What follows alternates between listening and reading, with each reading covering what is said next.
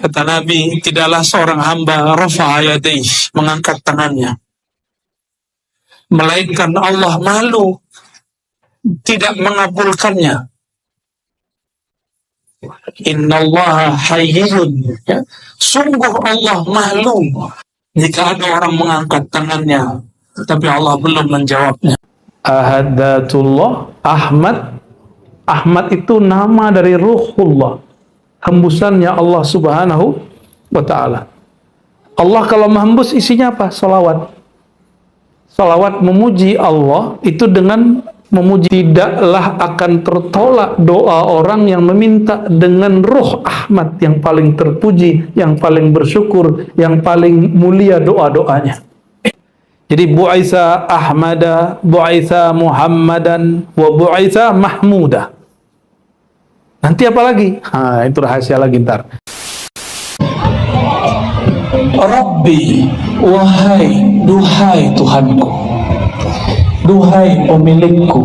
Nah, kalau mau merasakan nikmatnya bertuhan, jangan panggil wahai Tuhanku, tapi panggil wahai pemilik jiwaku,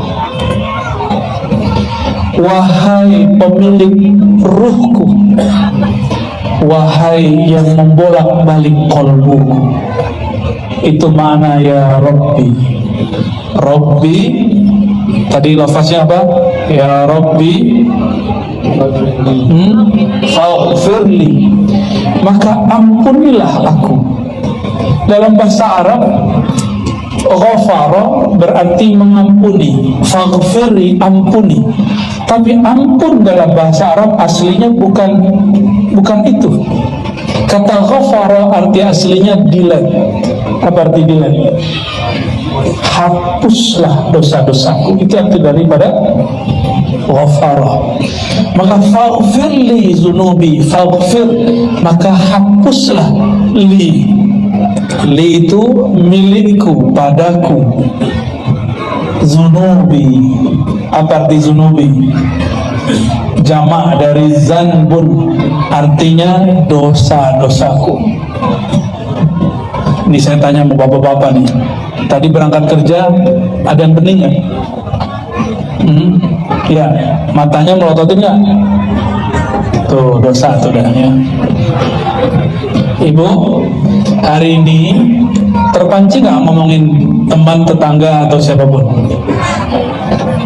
Pernah ngomongin orang nggak hari ini? Beneran? Nggak yakin? Berarti lisannya ada dosanya. Oke, ini lisan, mata, telinga sudah. Tadi makan minum baca bismillah nggak? Tuh. Dalam ilmu fikih dianjurkan baca bismillah, tapi dalam ilmu rohani wajib baca bismillah. Beda ya? Itu wajibnya di dalam diri. Supaya apa? Saya mau tanya, air ini yang menyegarkan atau Allah? Beneran? Gak usah minum kalau gitu. Gak berani ya? Bukan begitu Bapak Ibu. Yang menciptakan air Allah, benar? Tapi ada akidah namanya akidah Mu'tazilah. Mereka dikritik oleh ulama Ahlus Sunnah. Mereka mengatakan Allah menitipkan kekuatan menyegarkan di dalam air. Ini hati-hati. Itu bukan ajaran Ahlus Sunnah. Contoh lain, api membakar. Benar? Benar? Pernahkah api tidak membakar? Beneran? Pernahkah api tidak membakar? Kapan? Kelamaan. Ya, kemarin teman saya main-main api nggak kebakar. Di Banten, di Padang, di Aceh masih ada. Ya, di Palembang masih ada. Itu tari piring, tau nggak tari piring? Tari piring, penutup tari piring itu piringnya diinjek-injek, nggak ada yang luka. Diambil api, dimainin, gak ada yang kebakar. Satu rambut pun gak kebakar. Berarti api belum tentu membakar kecuali diizinkan Allah Subhanahu wa ta'ala. Pasti ada dokter di sini. Pak Haji Novi anaknya pun juga dokter. Yang menyembuhkan obat atau siapa? Ya, beneran nih. Coba nggak minum obat, nggak begitu juga. Nabi mengatakan, tadawu ibadallah, berobatlah wahai hamba Allah. Kalau bukanlah ada hadis ini, kita nggak usah berobat. Tapi kan ada perintah, tadawu ibadallah, berobatlah hai hamba-hamba Allah, maka kita berobat. Kenapa kita makan? Karena ada ayat, kulu washrabu, makan dan minumlah. Kalau nggak ada ayat ini, kita juga nggak makan minum. Nah, ini bab tauhid, ya. Bab apa namanya? Bab tauhid.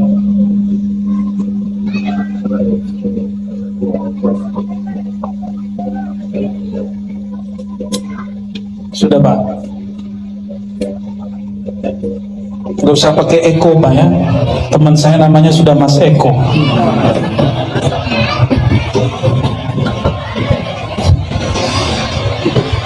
Rabbi faghfirli zunubi. Ya Allah, pemilik jiwaku, ampunilah dosa-dosaku. Ada dosa yang zahir, ada dosa yang batin.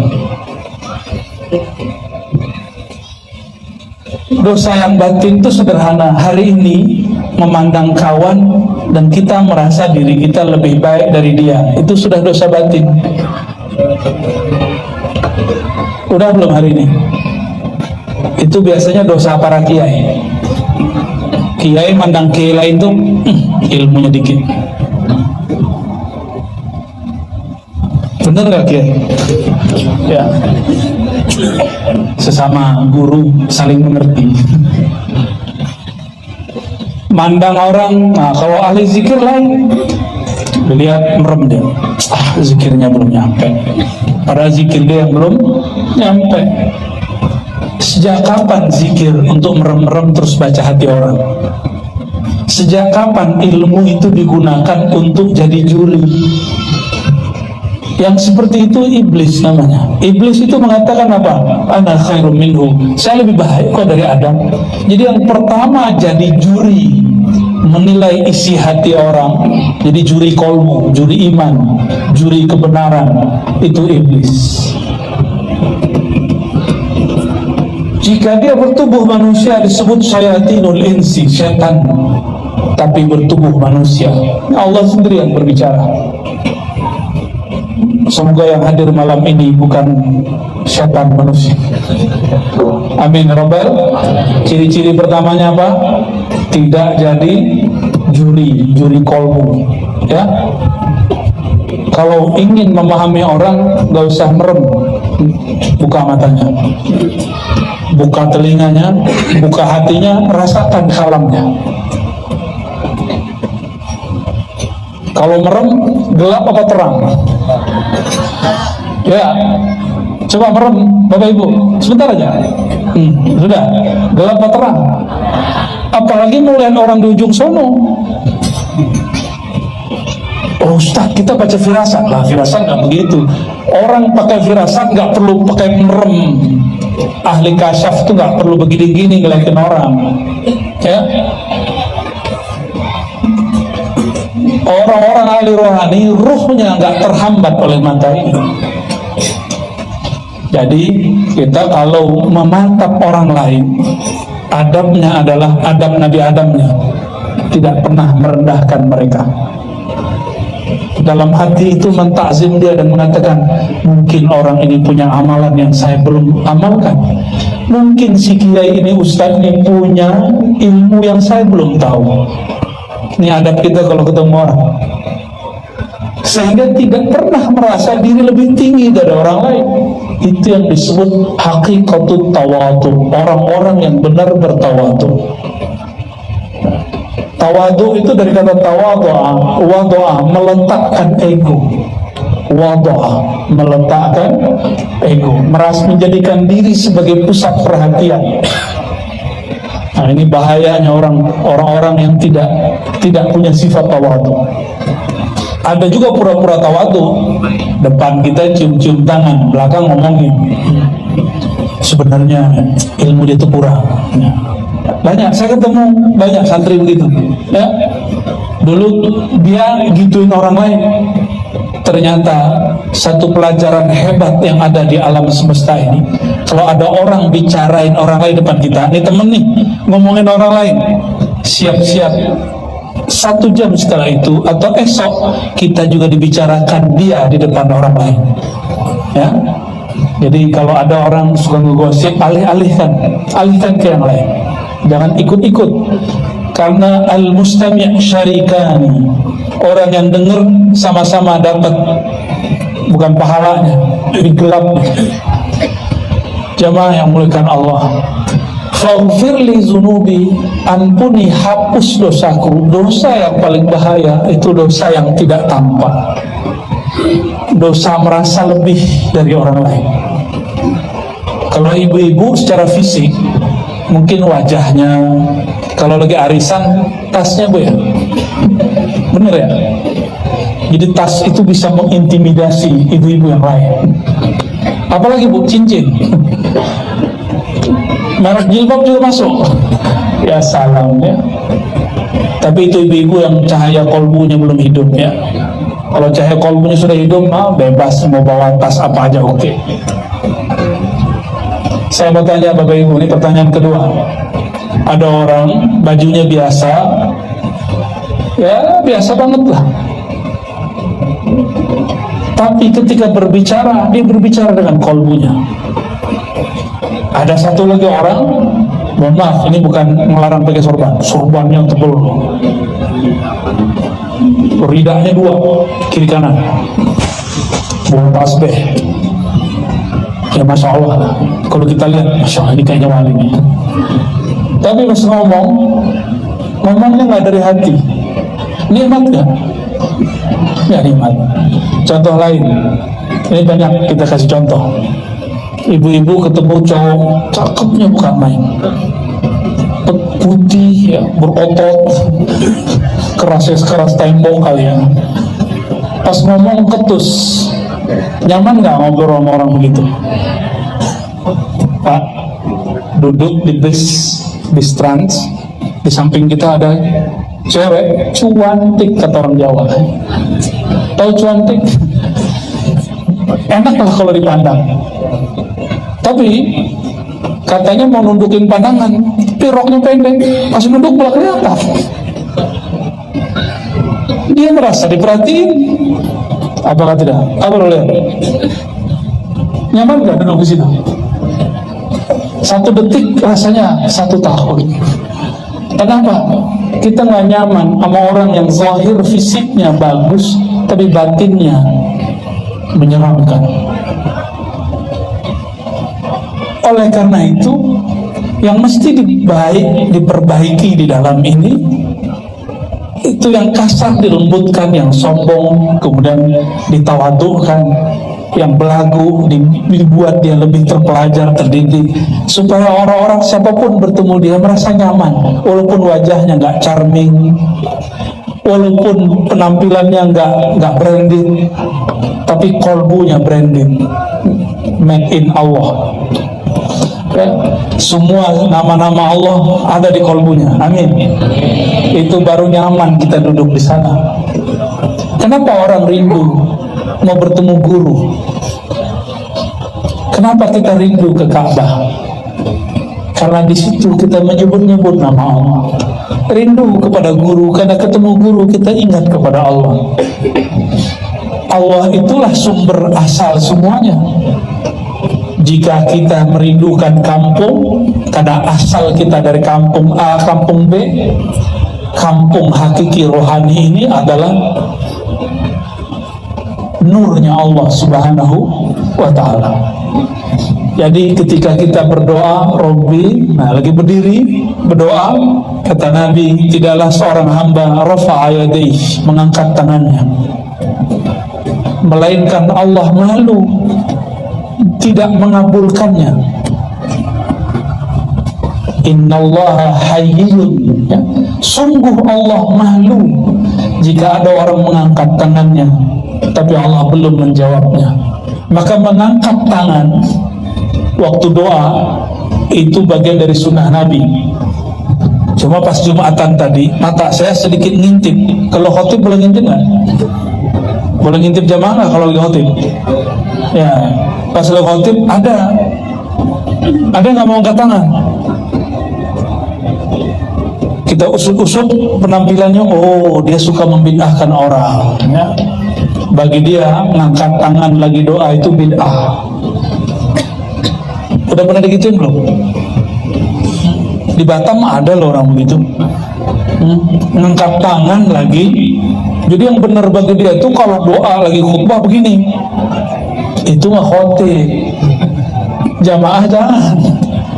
Jadi ada jamaah ngangkat tangannya begini kalau doa, Allahumma ighfir lil mu'minina wal mu'minat. Dia khotib tuh. Yang dibolehkan, dianjurkan, disunnahkan begitu siapa? Itu khotib. Kalau bukan khotib nggak dianjurkan. Jadi mau siapapun, apapun keadaannya, kalau lagi berdoa mengangkat tangan itu cara mustajab. Cara mustajab. Kalau lagi kunut subuh ada doa tolak bala, tangannya gimana? Allahumma srif anna. Ini bukan buatan Imam Syafi'i, apalagi buatan Kiai Luqman, bukan ya. Bukan buatan MUI juga, ini dari Nabi SAW. Dalam hadis Abu Daud dikatakan, Nabi iza da'a bi batni kaffi. Nabi jika berdoa yang dibuka telapak tangannya. Kalau ista'aza, kalau beliau berlindung, bi zahri kaffi atau kaffai, maka beliau berdoa begini. Kalau minta perlindungan, doa tolak bala itu doa minta dilindungi, maka tangannya boleh begitu. Ya. Jadi kalau ada nanti dengar di lafaz-lafaz doa, Allahumma srif anna, begini tangannya. Ya. Kalau fa'firli berdoa meminta atau berlindung, berarti tangannya begini ya. Jadi mengangkat tangan, nah ini pun ada caranya. Ada yang malas ngangkat begini aja, gini aja ya, angkat dikit lah ya. Nabi jika berdoa lagi berdiri tangannya agak naik ya, agak naik. Khusus di hari-hari tertentu di padang Arafah lagi istisqa, dua riwayat ini Nabi kalau berdoa tangannya diangkat sampai ke wajahnya. Sehingga kata sahabat, Nabi itu kulitnya putih sekali. Mohon maaf, kulit bagian ketiaknya itu kelihatan putihnya bukan main. Yura bayadu ibtih, terlihat putihnya bagian ketiak Nabi SAW. Jadi mengangkat tangan itu bagian dari sunnah kapanpun ya. Tapi kalau doa nggak angkat tangan boleh nggak? Boleh nggak Bu? Kita sholat baca doa iyyaka na'budu, tangannya di mana? Boleh kok, nggak apa-apa. Duduk antara dua sujud bacanya apa? Rabbil ghafirli warhamni, itu doa dan gak angkat tangan ya. Baik, ini sengaja saya gak serius sangat ngajinya.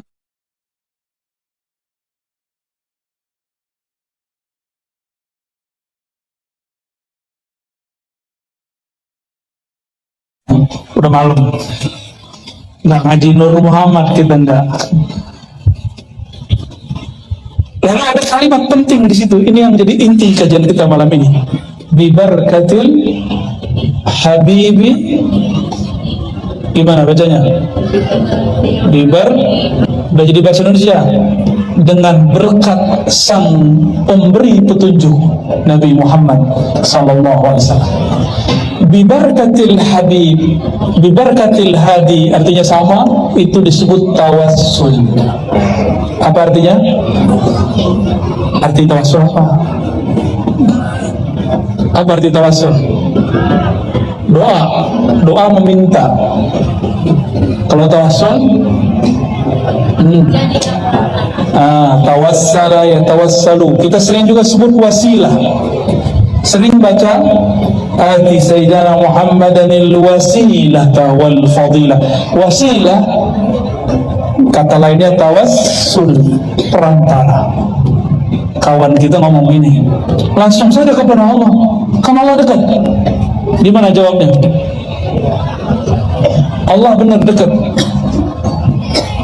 Ayo jamaah, ini kayak tauhid yang bermasalah semua nih. Allah dekat kan? Beneran? Karena ditanya barusan ya, diancam barusan. Allah benar dekat, ya. Sudah merasa dekat belum?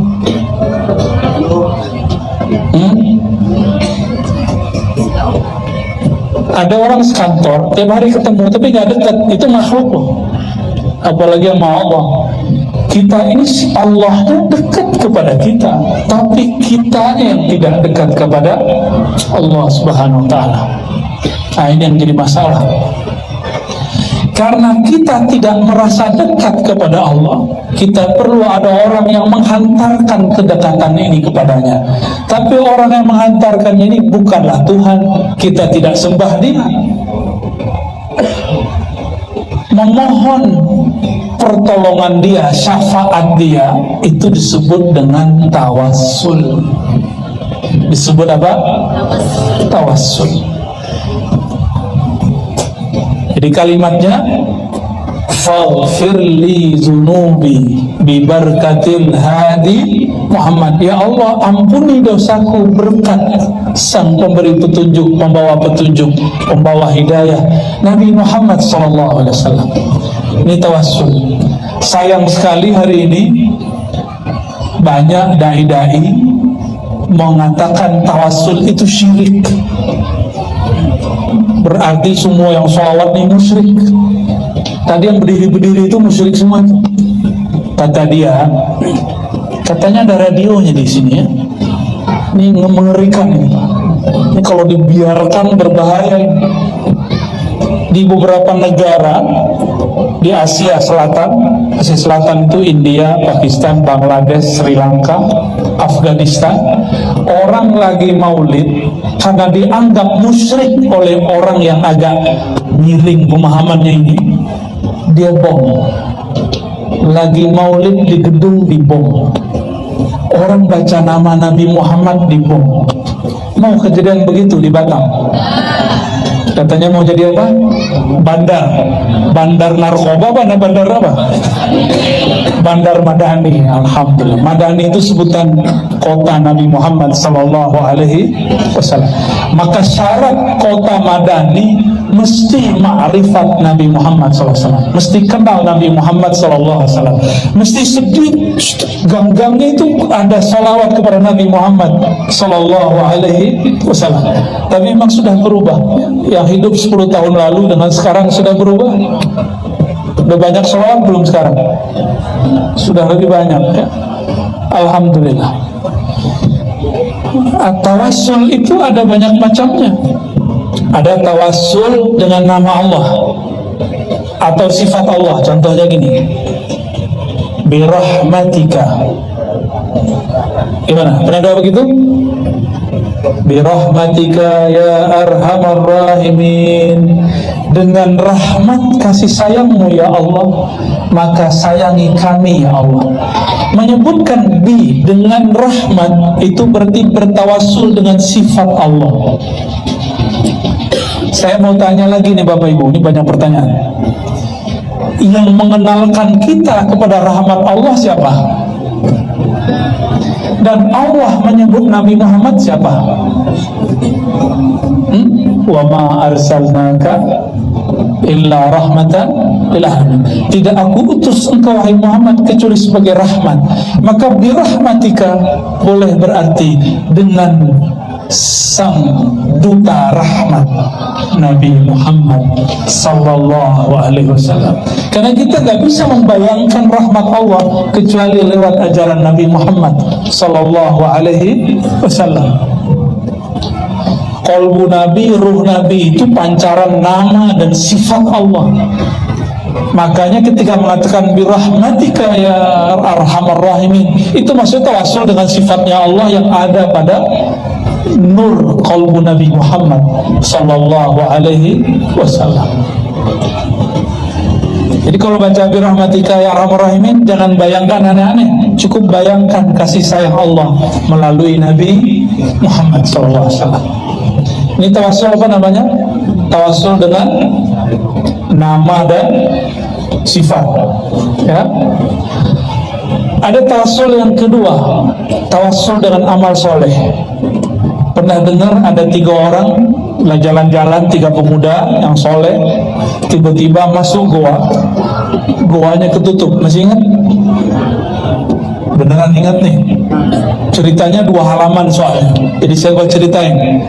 Yang pertama, dulu dia punya orang tua, nggak makan dan minum kecuali orang tuanya makan minum dulu.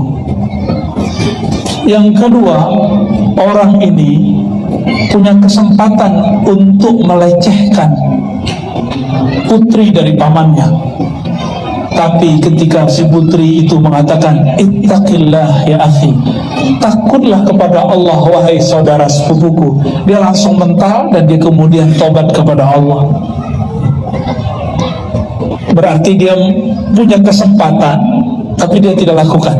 Maka orang-orang yang berkesempatan maksiat lalu tidak bermaksiat, Allah berikan nur dalam dirinya. Dan yang ketiga, ada orang punya pekerjanya dikasih gaji, tapi gaji mau dikasih dia hilang. Dia pikir nih gaji mau diapain, akhirnya dibeliin domba betina. Domba betinanya beranak pindah. Setelah sekian tahun, dombanya puluhan. Tiba-tiba kejadianlah mereka bertiga ini masuk ke dalam goa. Semuanya kemudian bercerita. Yang ketiga tadi ceritanya agak tragis. Domba udah banyak, anak buahnya datang. Apa kata anak buahnya nih? Wahai Tuan, gajiku mana? Yang dulu 1 ekor domba. Kata tuannya, aku beliin domba lalu aku ternak. Tuh hasilnya. Dia bilang, ya udah kamu di rumah aja biar saya bawa pulang semua. Itu semua domba dibawa pulang semua dan tidak ada bagi hasil. Harusnya ada bagi hasil. Apa kata dia? Ya Allah, gemes. Tapi dia terima. 3 orang ini ketika masuk ke dalam goa, dorong-dorong nggak bisa. Maka mereka kemudian mengatakan, wahai sahabatku, sekarang kita bersaudara, Tuhan kita sama. Sebutkanlah amalmu yang paling engkau kenang, yang paling ikhlas dan tulus, lalu minta kepada Allah berwasilah dengannya. Maka yang pertama menyebutkan, ya Rabb, saya tidak pernah makan sampai ayah ibu saya makan. Kebuka dikit. Mereka coba keluar, baru keluar 1 tangan. Yang kedua berdoa lagi. Ternyata setiap kali doa Allah turunkan malaikat. Cuma malaikatnya nggak boleh buka banyak-banyak, bukanya dikit. Lalu doa lagi yang kedua. Ya Allah, dulu saya berkesempatan maksiat, lalu saya tidak maksiat. Dibuka lagi. Dibuka, tapi baru masuk 2 tangan. Belum bisa, badannya mungkin sudah seperti bapak-bapak ini, sudah ada kemajuan perut. Dan yang ketiga, ya Allah, maka ini yang paling hebat. Dia bersedekah. Dia menyedekahkan semua yang dia cari, yang dia kumpulkan. Ya Allah, jatah saya banyak. Kalau saya mau adil, cukup ambil 1 domba, kasih ke orang itu. Tapi aku ikhlas, ya Allah, langsung kubuka semua. Ini dahsyatnya doa pakai sedekah. Disebut tawassul dengan amal soleh. Baik orang tua, amal soleh. Meninggalkan maksiat, amal soleh. Lalu bersedekah, amal soleh. Kita sebutkan amal, itu namanya tawassul. Tawassul apa namanya?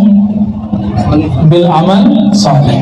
Tapi saya tanya lagi, yang memberitahu kita bahwa A, B, C, D itu amal soleh siapa? Guru. Guru taunya dari siapa? Dari gurunya. Guru bersambung kepada Rasulullah. Maka kalau sebut amal soleh, sebenarnya yang terbayang siapa? Tetap Rasulullah Sallallahu Alaihi Wasallam. Maka semua tawasul ke Nabi Muhammad. Itu sebabnya ada tawasul yang paling tinggi. Apa itu? Tawasul dengan Nabi Muhammad Sallallahu Alaihi Wasallam. Ya.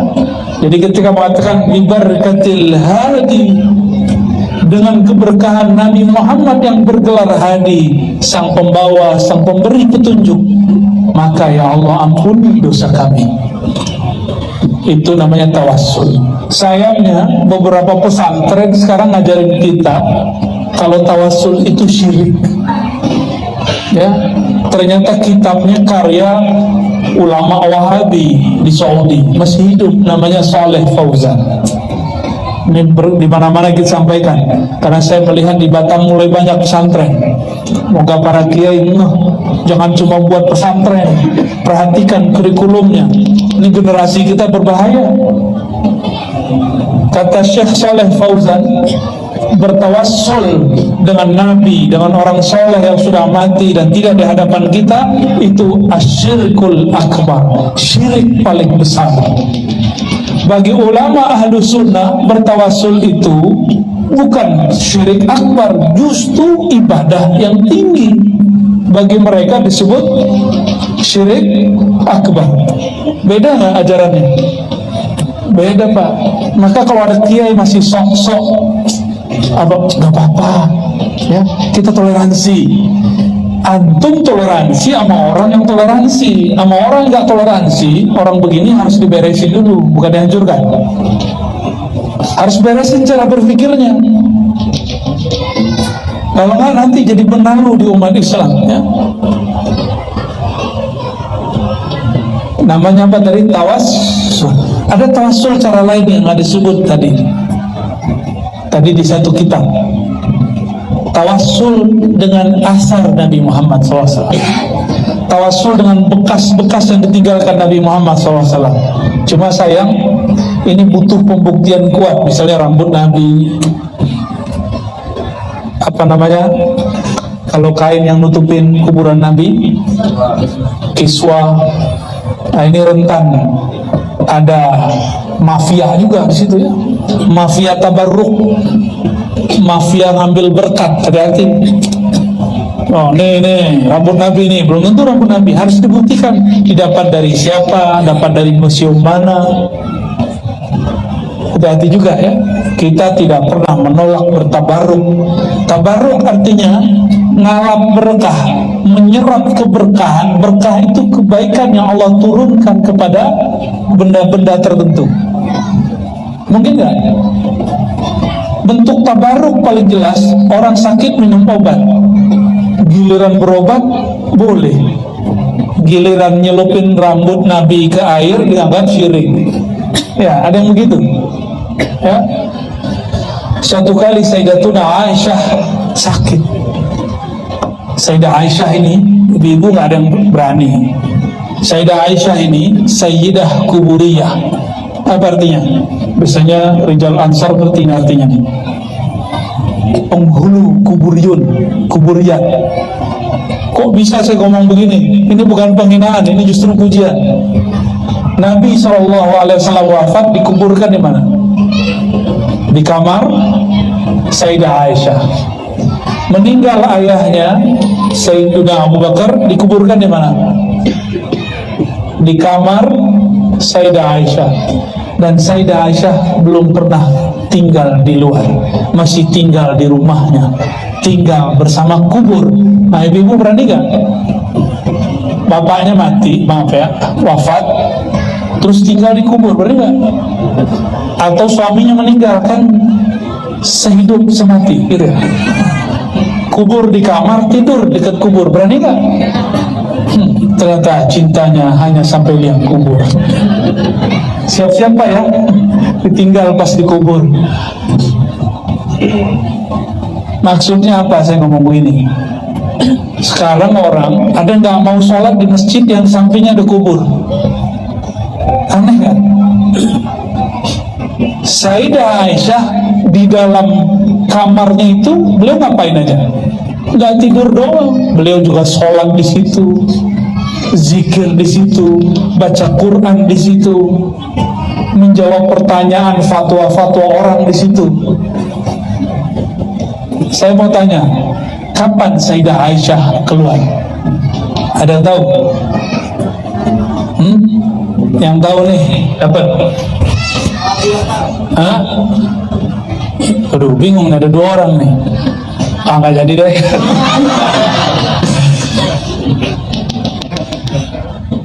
Jawabannya salah sih ya.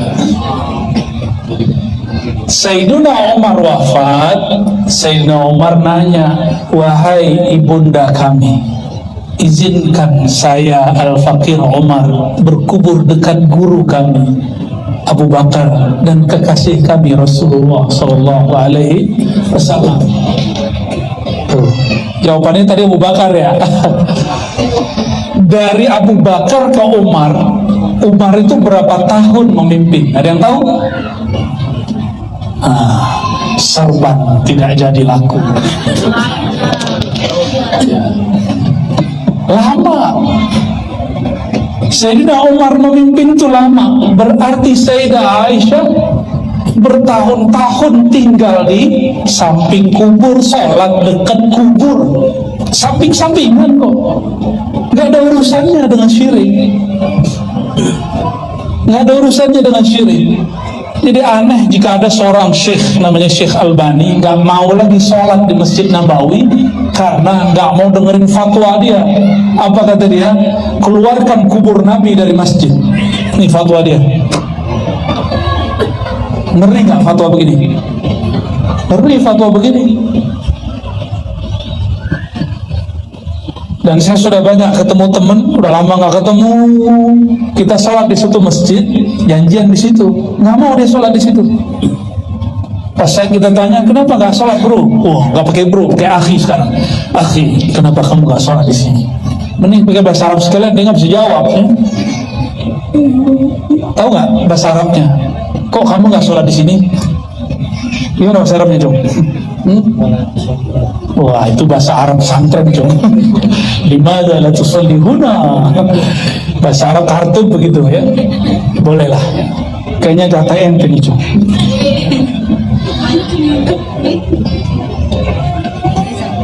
Jawabannya apa? Itu masjid ada kuburannya. Pas dicek kuburan bapaknya sendiri. Ternyata bapaknya dulu masih ada kait-kait dengan wakaf masjid. Sampai begitu orang hari ini didoktrin masalah kuburan.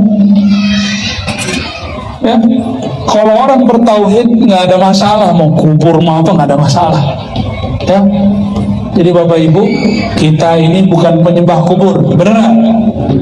Kita kalau ziarah kubur doain orang di kubur atau minta ke kubur? Jadi kalau ada yang menuduh orang-orang Ahlus Sunnah ini minta ke dalam kubur, itu namanya apa? Fitnah. Banyak yang ngomong begitu. Apa tuh orang di Sunan Ampel di Singapura kan ada Habib Noh. Ngomong kencang sama kita. Apa itu Habib? Minta-minta ke kubur. Ternyata dia foto atau lihat foto orang lagi ziarah ngangkat tangan. Dalam pikiran dia orang itu lagi minta ke dalam kubur. Nah itulah akibat nggak pernah masuk ke kubur ya. Mungkin kita nanti masukin aja deh ke dalam kubur. Bapak Ibu, sahabat-sahabat, saudara-saudari kiramakan Allah. Jadi beragama itu nggak usah saklek-saklek ya. Agama kita jernih. Nabi itu nggak khawatir masalah syirik. Yang Nabi khawatirkan umat Islam itu masalah cinta dunia. Yang Nabi khawatirkan bukan masalah kemiskinan.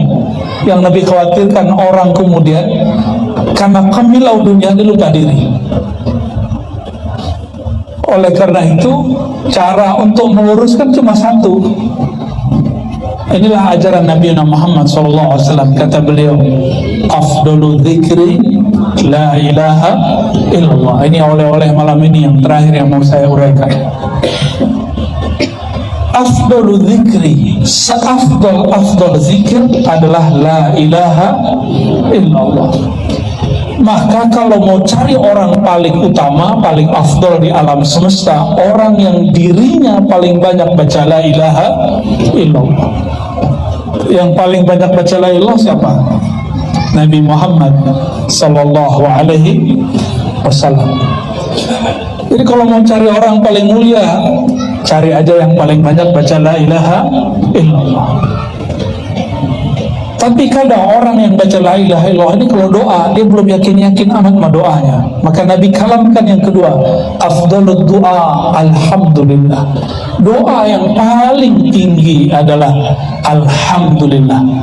Alhamdulillah secara harfiah berarti pujian bagi Allah, tapi secara maknawi alhamdulillah berarti doa yang paling tinggi, orang yang memuji karena rasa syukur kepada Allah.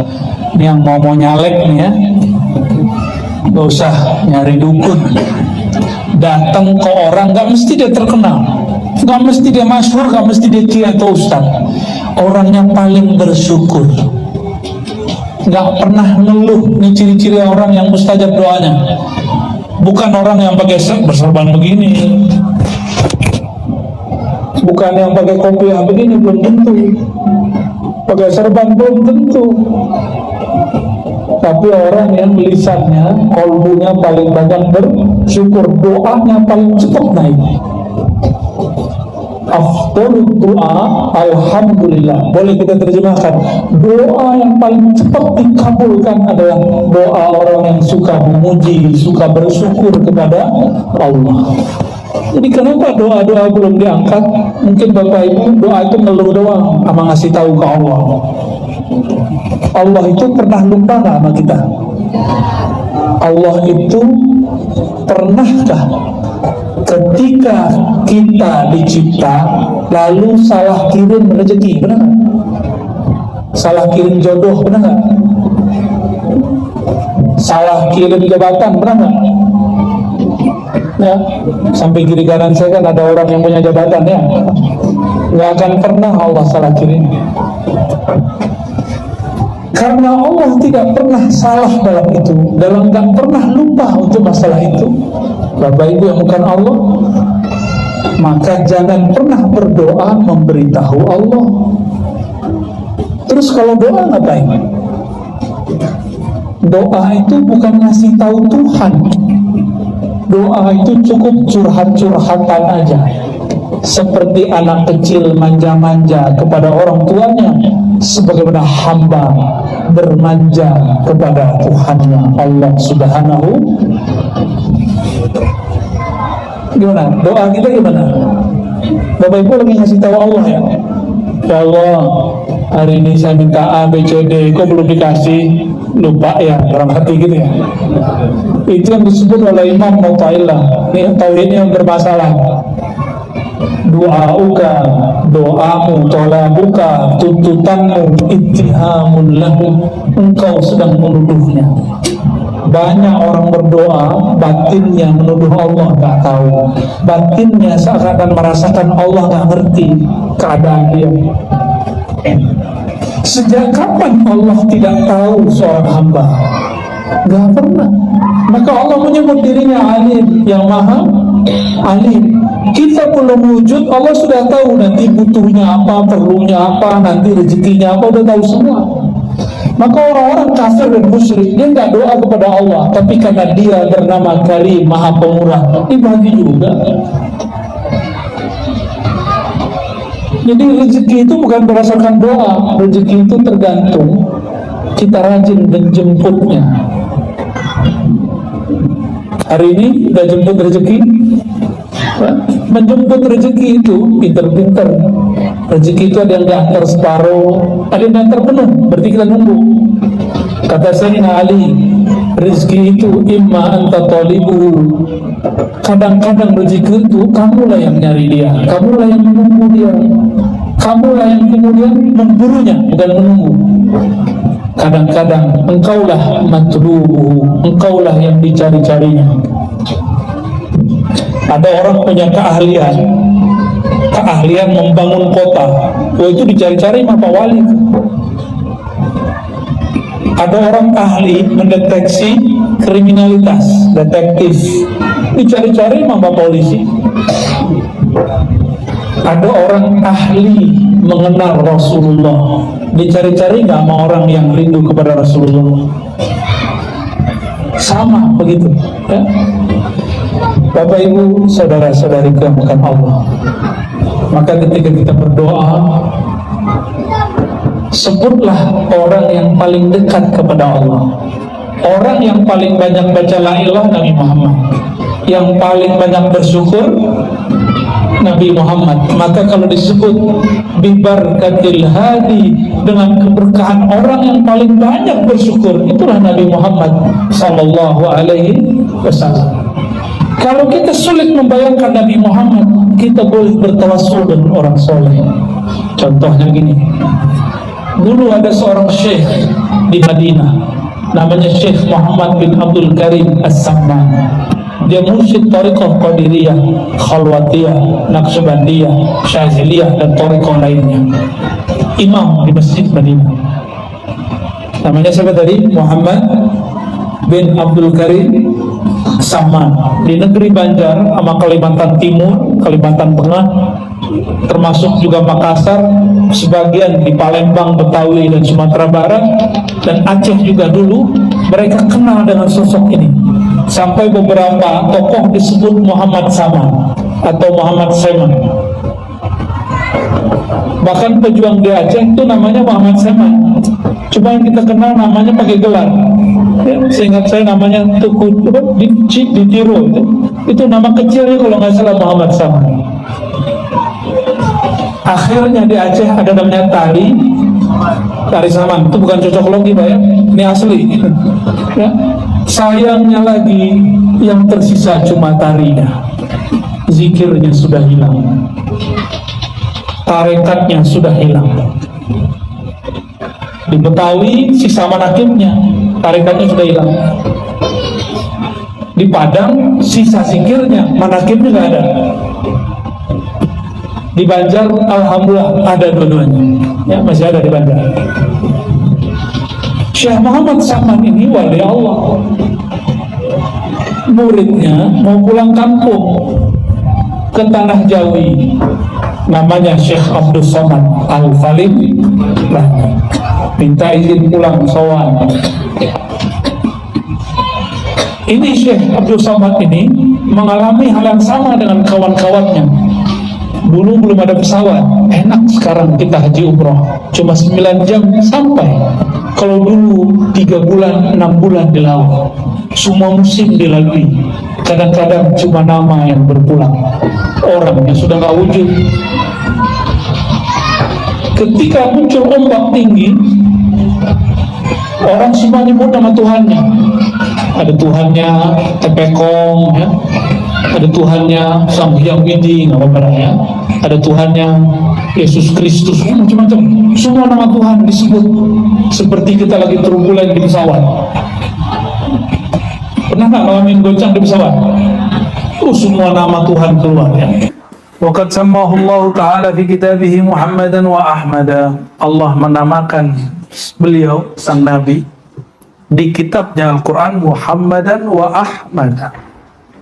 Dan masih banyak nama.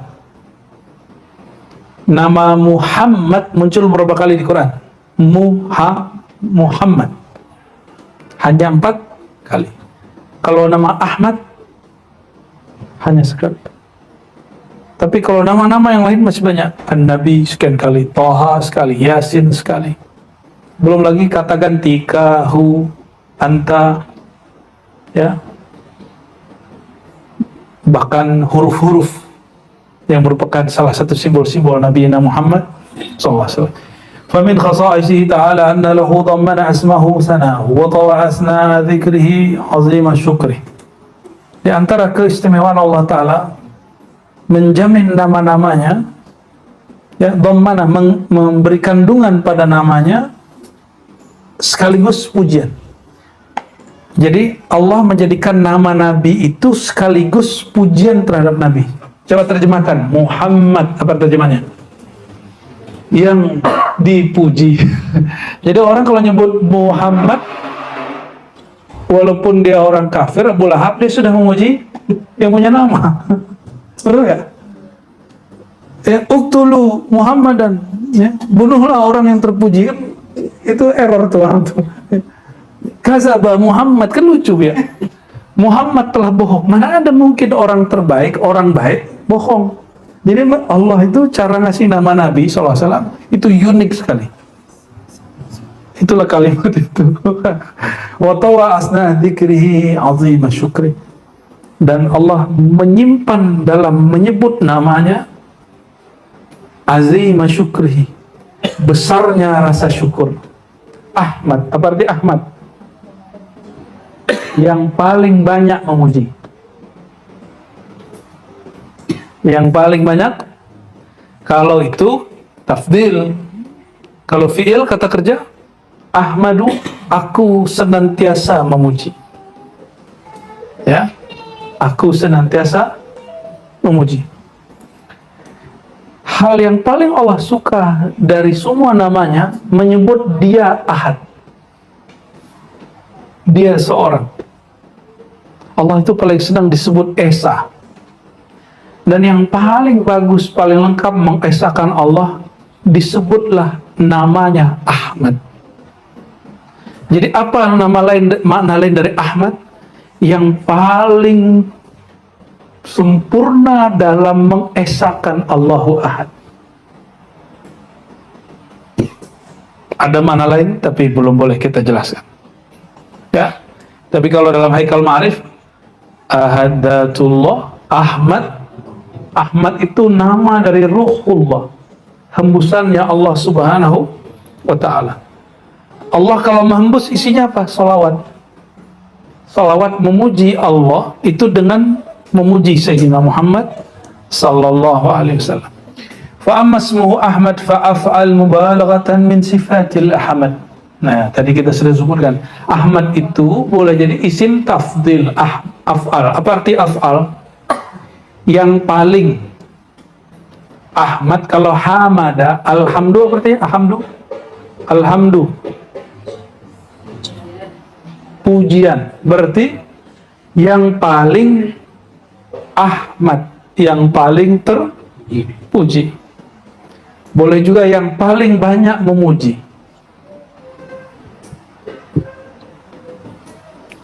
Coba perhatikan, afdhalud doa alhamdulillah.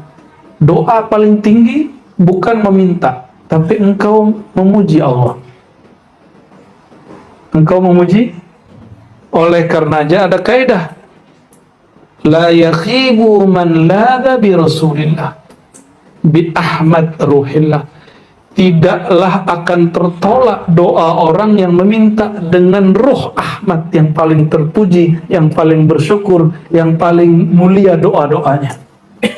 Maka doa tidak naik kalau tidak menyebut nama yang paling bagus doanya, Sayyidina Ahmad. Itu. Berarti sirnya Allah ada pada siapa? Ada di Ruhillah Ahmad sallallahu alaihi wasallam.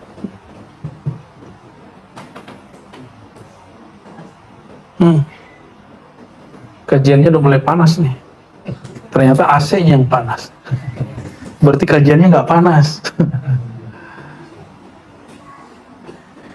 Wa Muhammadun, ya, mubalaghah min sifatil hamad. Jadi af'al itu mubalaghah, menunjukkan lebih daripada sifat pujian.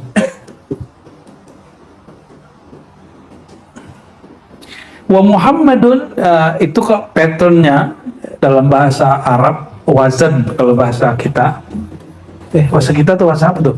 Wazan, bahasa pesantren itu. Kalau bahasa kita timbangan. Mufa'alun fa'ala yufa'ilu taf'ilan fahuwa mufa'ilun wa dhaka mufa'alun. Gitu tuh. If'al fa'il la tufa'il gitu ya. Tuh namanya tasrif 9. Tasrif 9 ya. Bang Do langsung aneh tasdik katanya. Apa yang dibaca katanya. Apa arti mufa'al? Mufa'al itu objek daripada hamada yuhammidu, yang memuji. Siapa yang terpuji? Maka Muhammad yang dipuja-puji. Bagaimana cara untuk memuji Allah? Bayangkan baiknya Sayyidina Muhammad SAW, Allah itu jauh lebih sempurna dari itu, dan semua kebaikan keterpujian Sayyidina Muhammad SAW limpahan dari keterpujiannya Allah Subhanahu wa Ta'ala. Tapi ingat, al-abdu abdu wa rabbu rabbu. Ya, hamba tetaplah hamba, Tuhan tetaplah Tuhan. Ya, Muhammad bukan Allah, Nabi Muhammad hamba, dan Allah menyebut dirinya hamba dan beliau mengatakan akulah hamba. Duduk saya.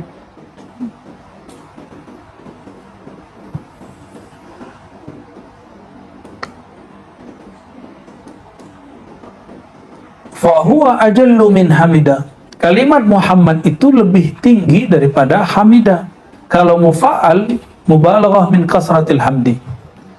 Ahmad itu menunjukkan sifat keterpujian yang superior, tinggi. Kalau Muhammad menunjukkan banyak pujian. Banyak pujian. Beda ya.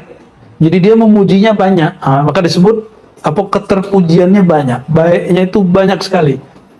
Kalau Ahmad sifatnya ajallu man hamida, orang yang paling banyak keterpujiannya itu disebut Muhammad. Wa afdal man humida, dan orang yang paling utama dari semua orang yang dipuji. Wa aktsarun nasi hamdan, dan manusia yang paling banyak sifat-sifat apa, perbuatan terpujinya. Fahuwa ahmadul mahmudin, maka Muhammad itu adalah orang yang paling terpuji dari semua orang yang baik-baik. Wa ahmadul hamidin, dan orang yang paling banyak memuji Allah Ta'ala dari semua orang yang memuji. Wa ma'ahu liwa'ul hamdi. Muhammad itu juga nama lain daripada pemegang panji-panji Al-Hamd yang nanti di akhirat hanya beliau yang pegang. Semua nabi nggak ada, nabi semua ngikut beliau. Semua nabi nggak punya panji ini, yang punya siapa? Sayyidina Muhammad SAW. Ya.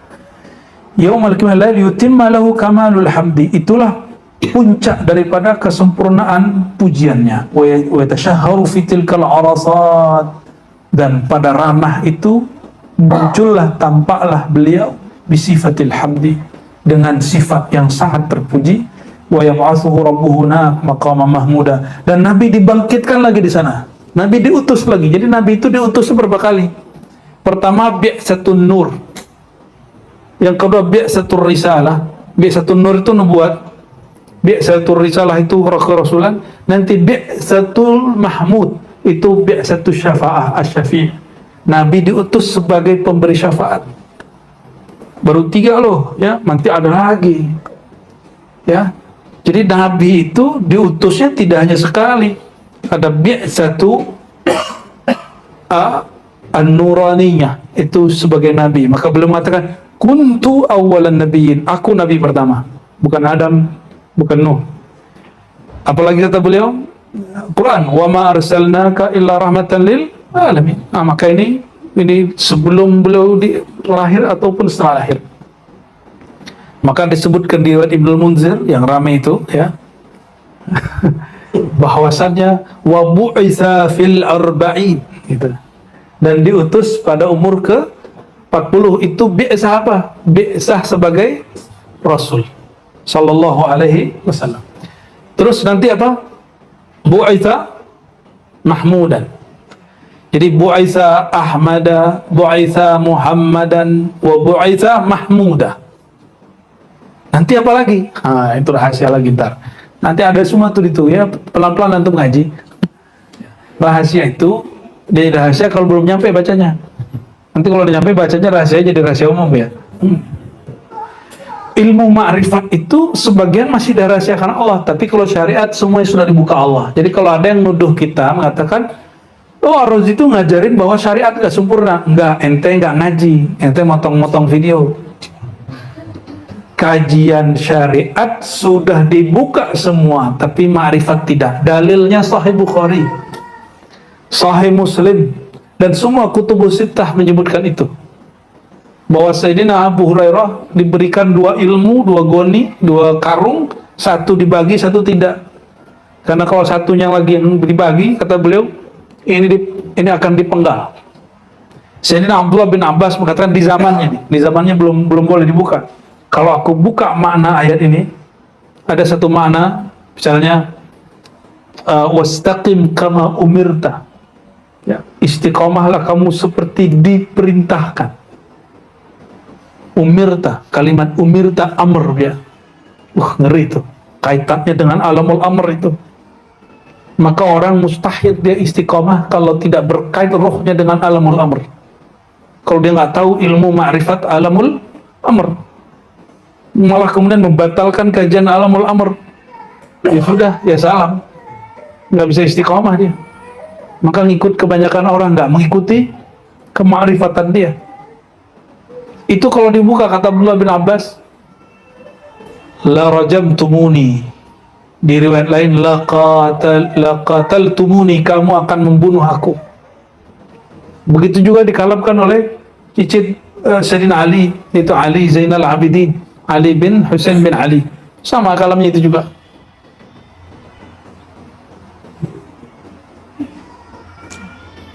Nah, dan di sini disebutkan ya ba'athu rabbuhu hunaka maqaman mahmuda kama wa'adahu, dan dia akan dibangkitkan Allah dengan makom bernama makom Mahmud.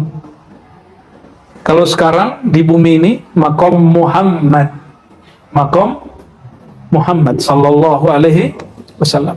Nanti maqaman mahmuda. Apa kata beliau, kalau kalian dengar azan, maka dengar azan jangan main-main, taruh handphonenya, ya, matiin TV-nya, atau jangan keluarin suaranya, jawab azan, ya, lalu doa. Apa doa ba'da azan? Allah. Nah, terus kalimat ujungnya wa ati sayyidana Muhammadanil wasilah, ya, ya Allah berikanlah sang Muhammad al-wasilah. Ya, kata beliau, arju, aku berharap aku yang dapat itu. Lah Nabi pakai arju. Kalau Nabi berharap pasti nggak dapat.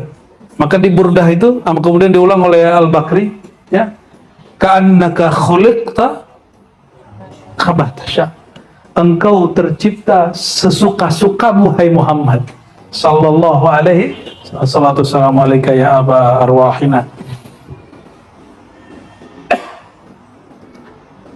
Sering, ya, Jibril datang ke Nabi Muhammad SAW, ya, Allah nanya, apakah ama tarda ya Muhammad, apakah engkau ridho ya Muhammad, Allah jadikan begini-begini untuk umatmu, gitu. Jadi Allah itu menciptakan sesuatu agar Nabi Muhammad senang. Itu yang disebut hikmatin, ya, nyenengin Nabi Muhammad SAW. Sedangkan Nabi Muhammad SAW berbuat supaya Allah ridho. Nah, beda kan? Makanya gelar beliau Habibullah. Maka Habib dan Habib ingin nyenengin kekasihnya, ya. Cuma yang bisa begitu ya Nabi Muhammad SAW. Kita ini gak sanggup-sanggup amat, ya. Ya mohon maaf, ya, para istri. Kalau laki-laki ini udah ngaji aja masih nyebelin gitu. Yahmaduhu fihi al-awwaluna wal-akhiruna bi syafa'ati lahum. Asbab beliau maqam Mahmud nanti di akhirat, mulai dari zaman Nabi Adam, bahkan kalau ada manusia sebelum Nabi Adam, kalau sampai akhir masa, yahmaduhu, semuanya akan memuji dia, bisyafaati, asbab maqam Mahmud, beliau diutus untuk nyelamatin orang, memberi syafaat. Ya, saya baru ngeh, di hadis Tirmizi itu ada orang ditimbang semua amalnya itu dari awal sampai akhir maksiat, dibelenggu oleh malaikat azab. Tiba-tiba ada kalam, buka dadanya. Siapa yang ngomong itu? Wakilah, ya. Lalu ada yang berkalam, kita kira itu kalam Allah. Ternyata itu syafaat Sayyidina Muhammad SAW. Minta kepada Allah, ya Allah, orang itu kalbunya masih ada namamu, tapi malaikat gak bisa baca, malaikat gak bisa untuk memberi laporannya. Akhirnya Allah Ta'ala perintahkan kepada siapa? Kepada malaikat, bedah dulu dadanya. Itu asbab Nabi Muhammad SAW Mahmud. Ya, kalau nggak ada tuh nggak, pasti disiksa tuh orang. Tapi masuk neraka pun neraka bingung. Setiap kali api akan bakar dia, itu apinya diem, bingung dia. Ini apa yang mau dibakar nih? Darahnya, jantungnya menyebut nama Allah, cuma dia suka maksiat. Ya, nanti banyak loh yang begitu-gitu. Ada yang nggak, belum sempat dikasih syafaat masuk, keluarin lagi. Sebab siapa? Syafaat Sayyidina Muhammad SAW. Jadi beliau itu orang paling sibuk nanti di akhirat. Sebagaimana beliau sibuk di dunia, bantu orang kelaparan, bantu orang yang lagi syak, orang kolbunya sedang bermasalah, orang galau, segala macam. Nanti di akhirat beliau sibuk. Apa yang dibutuhkan orang? Itu yang disebut tahmilul kalla, ya, atau tahmilul kulla. Boleh kulla, boleh kalla. Kalau kul semua, kalau kalla beban. Ya. Semoga kita termasuk yang diberi syafaat dengan syafaat al-uzma. Syafaat itu macam-macam. Syafaat paling rendah namanya, yang disebut di hadis, syafaati li ahli al-kabair min ummati. Itu kalau boleh disebut itu namanya syafaat munjiat. Ya. Kalau boleh disebut namanya. Ya. Syafaat apa? Munjiat. Munjiat itu membebaskan umatnya dari siksaan asbab dosa besar. Ya, asbab dosa. Ini dalil batalnya ajaran Mu'tazilah, ajaran Khawarij, dan sebagian Syiah Rafidah yang ta'assub, dan sebagian hari ini kelompok yang sangat keras-keras itu, yang mengkafirkan cuma perbedaan masalah tawasul nggak tawasul. Ya. Nih perhatikan ya, kayak bin Bas itu pelintar loh ya. Di satu fatwa ditanya apakah tawasul itu, apakah maulid itu syirik, dia bilang enggak. Yang bikin syirik dia dosa tapi tidak kafir. Tapi di fatwa bagian lain itu pelimpan, apa kata dia? Melakukan maulid, ihtifal bi maulid itu wasilatul syirik, menyebabkan orang terjebak pada syirik. Tuh orang yang pelimpan, nggak ngerti hakikat maulid. Itu sekelas bin Bas loh itu. Ya, maka ulama-ulama kita nggak bisa mengkritisi. Ya, dulu Kiai Sahal, Allah yarham, termasuk orang yang pernah interaksi dengan beliau. Tapi nggak usah jauh-jauh, guru aneh aja 9 tahun ngaji sama beliau. Ya, dan tidak semua kalamnya diterima. Sampai akhir hayat, guru kita alhamdulillah tawasulan. Awal-awal waktu ngaji di Ma'had, nggak ada maulidan dia. Lama-lama ada maulid. Dulu nggak boleh ngaji pakai langgam, lama-lama ngaji pakai langgam. Itu Kiai alhamdulillah. Dulu beliau tuh nggak senang kalau takwil belakangan, setelah ketemu Syekh Hasan itu belum mentawil ayat, mentawil sifat. Ya, alhamdulillah rabbil alamin. Ya.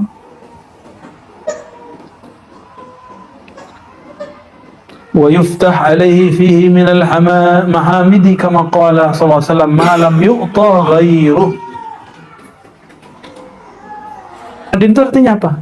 Yang suka muji Allah, yang tidak suka ngumpat. Nah, ini berartiin, yang suka ngumpat, ngadu domba itu bukan Muhammadin itu. Banyak hari ini, banyak hari ini ya. Mau ustadz gak ustadz kayak, apalagi pengamat politik, apalagi pengelumat politik. Bukan pengamat, pengelumat deh. ثم في هذه الاسمين من عجاب خصائصه وبدائع آياته فن آخر. Dua nama ya, tapi nama yang paling keren itu Muhammadan wa Ahmada. Dua nama ini punya rahasia luar biasa. Wa anallah jalla ismuhu hama. Nama ini gak pernah ada sebelum generasi Nabi Muhammad SAW. Tapi di zaman Nabi mau lahir, karena nyebar ajaran ahli kitab ini mulai nyebar, maka mulailah muncul orang Arab ngasih nama anaknya Muhammad atau Ahmad. Tapi generasi sebelumnya nggak ada. Mereka berharap supaya anaknya bagian dari itu atau bagian dari kelompok Sang Ahmad sallallahu alaihi. Oh, berarti ngasih nama anak itu apalah apa arti sebuah nama? Rete. Berarti lah, masa nggak berarti? Coba dipanggil dengan nama TAHI, mau nggak? Katanya nggak berarti. Berarti dong nama. Mau nggak dipanggil nama dengan kalbun dok? ANJING, mau nggak? Halo gitu. Kalau gugup mau nggak gitu? Nggak. Oh. Kenapa? Nama itu penting. Orang sudah ganti nama, ente masih pakai nama yang lama, itu penghinaan. Ya, Dawami nih sidang, ganti nama KTP dari Dawami menjadi Zikri gitu. Terus orang masih manggil nama dia Dawami, itu penghinaan loh. Nggak boleh, itu menghina. Sibabul muslim fusuk, mengumpat menghina sesama muslim fasik. Cukuplah ciri-ciri kiai su, ulama su, dia suka mencaci maki orang dengan nama-nama yang lama. Sama mau politisi kayak apa kayak, pakai nama dia yang suka, jangan pakai nama yang dia nggak suka. Bi'salismu ba'dal fusuk. Gimana ayatnya? Bi'salismul fusuk ba'dal iman. Seburuk-buruk nama kefasikan setelah iman. Berarti nama penting nggak? Yang diajarkan ke Sayyidina Adam ilmu nama atau bukan? Ilmu nama kok. Berarti nama itu penting nggak? Nama itu penting. Udah nyimak deh. Si bocil nyimak. Bapak gua tuh katanya.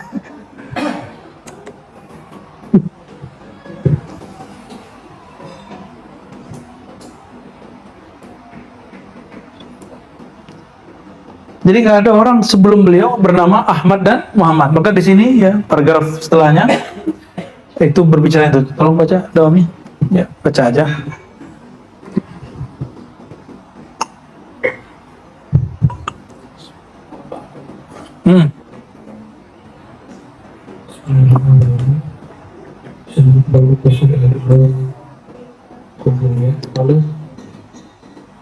أما أحمد الذي أتى في الكتب وبشرت به الأنبياء فمنع الله تعالى بحكمته أن يسمى به أحد غيره ولا يدعى به مدعو قبله حتى لا يدخل لبس على ضعيف القلب أو شك.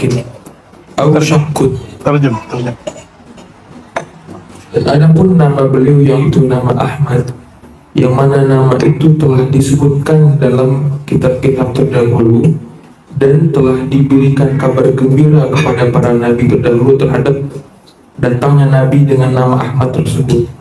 Maka Allah Subhanahu wa taala telah mencegah dengan hikmah beliau, dengan hikmah Allah, bahwa Allah mencegah tidak ada satu orang pun sebelum beliau memakai nama Ahmad itu.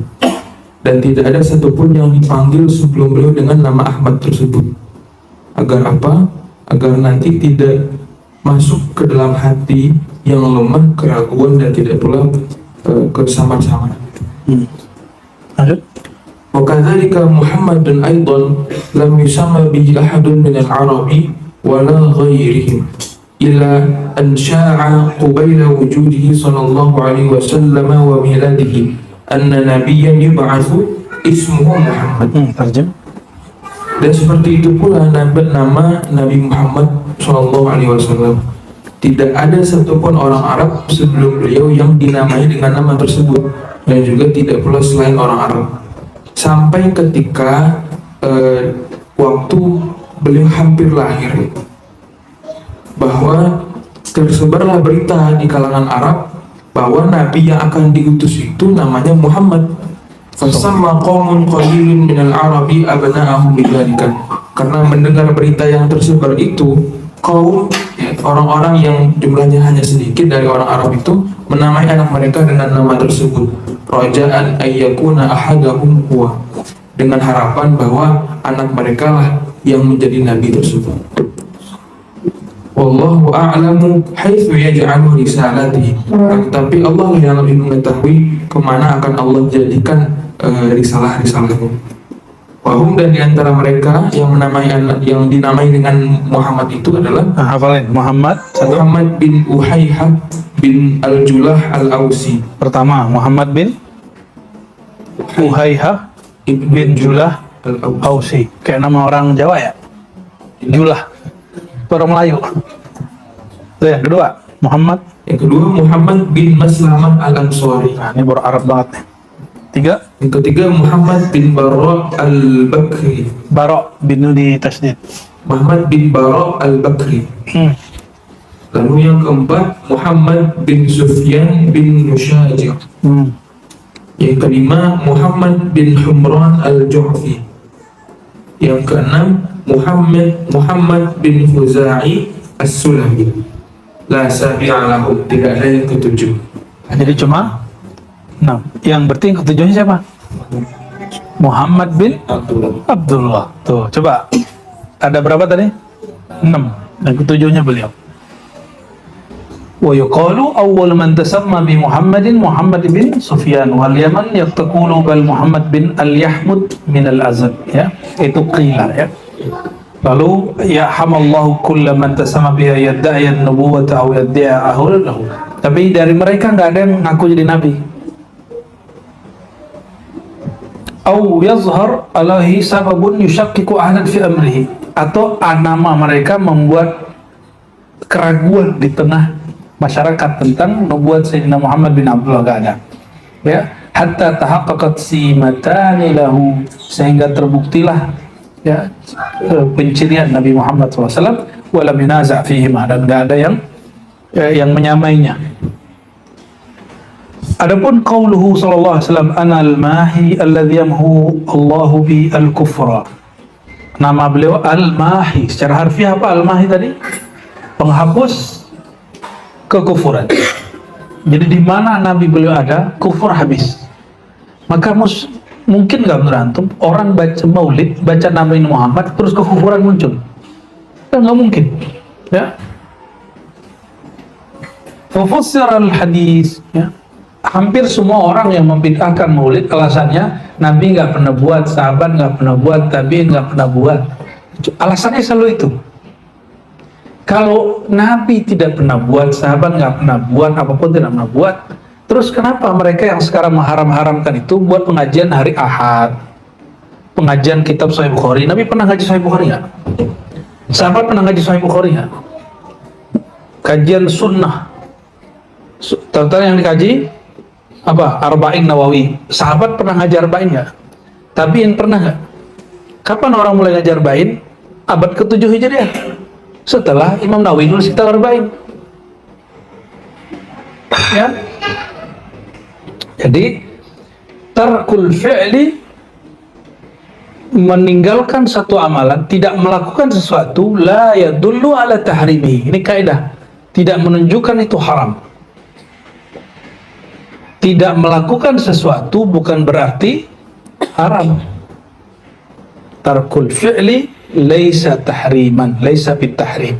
Ya, meninggalkan satu perbuatan bukan berarti haram. Ya. Nabi SAW nggak makan dop biawak. Dop bukan berarti haram. Makanya ada coba makan itu di Sulawesi. Ya. Karena ngikutin sunnah Khalid bin Walid katanya.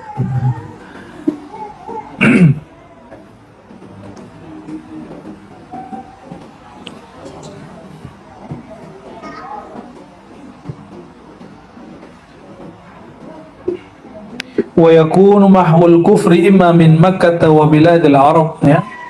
Penghapusan kekufuran adapun, ya, ada kalanya dari Mekah dan negeri Arab, wa ma zuwilahu min al-ard, ataupun yang zuwiyalahu, ya, yang dikumpulkan bagi sallallahu alaihi wasallam, bagi beliau dari bumi, yaitu bumi, wilayah-wilayah di bumi, wa wida annahu yablughu mulku ummatihi, atau yang dijanjikan nanti kerajaan umatnya sampai ke sana, au yakunul mahwu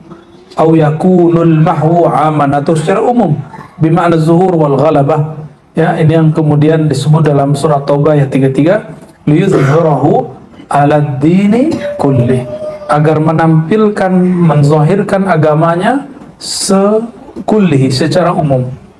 sallallahu alaihi wasallam. Ada juga satu riwayat di riwayat Abu Nu'aim, ya, di sini disebutkan wa qad warada tafsiruhu fil hadis annahu alladhi muhiyat bihi sayyi'atu man ittaba'u. Disebut Al-Mahi. Nama ini ada sirnya. Apa sirnya? Menghapus titik noda hitam di kolbu umatnya. Ya. Gimana? Sudah dapat belum tuh? Jadi orang yang menyebut nama beliau, sholawat ke beliau itu noda hitamnya malah hapus. Insya. Dan orang yang paling sering nyebut nama Nabi Muhammad, orang yang bikin maulid atau bukan bikin maulid? Orang yang mengharamkan maulid, sukanya membid'ah-bid'ahkan, menyalah-nyalahkan, dia lupa nyebut nama Nabi Muhammad SAW. Ya, hampir semua dalil mereka man ahdatsa fi amrina hadza ma laysa minhu fahuwa rad. Ya kalau gitu nanti kajian dia bisa jadi bid'ah.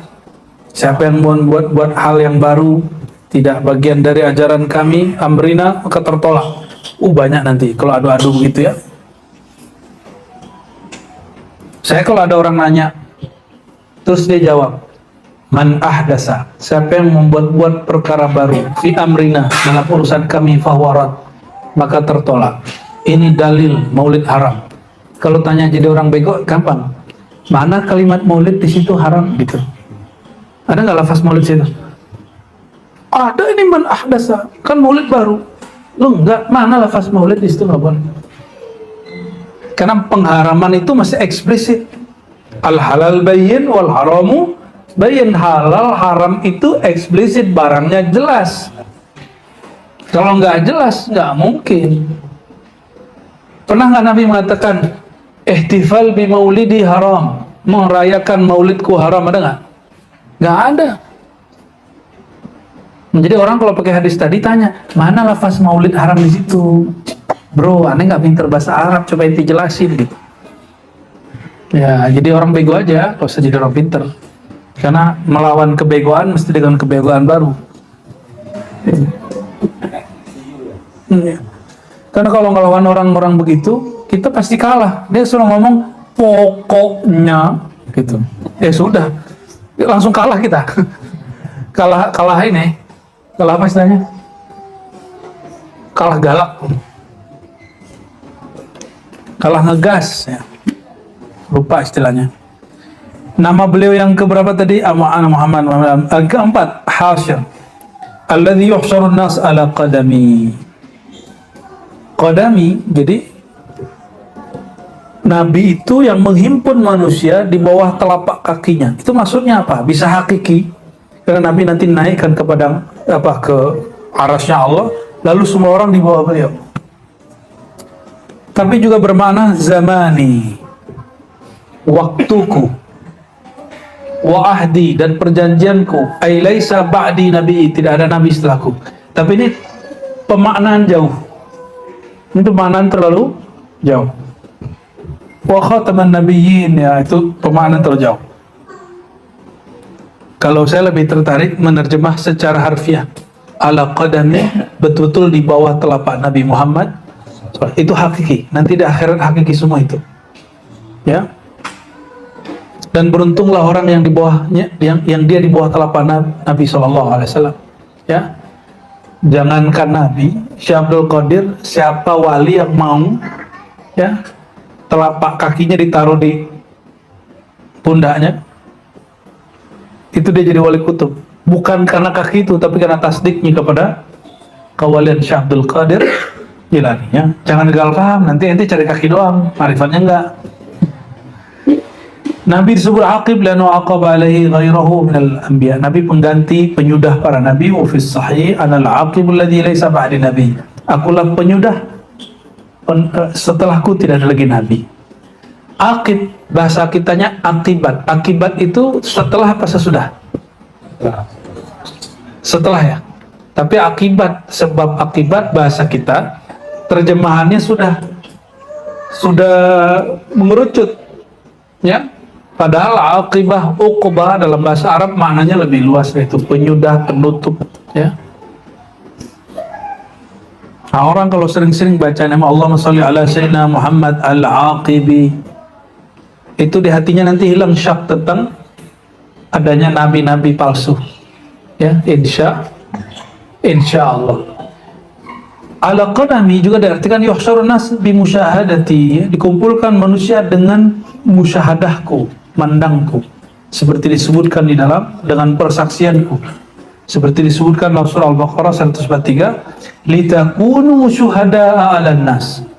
Agar manusia menjadi saksi, agar kamu menjadi saksi terhadap semua manusia, wa yakuna ar-rasulu 'alaikum syahida. Sedangkan saksi kamu adalah Rasul Sayyidina Muhammad SAW, ya.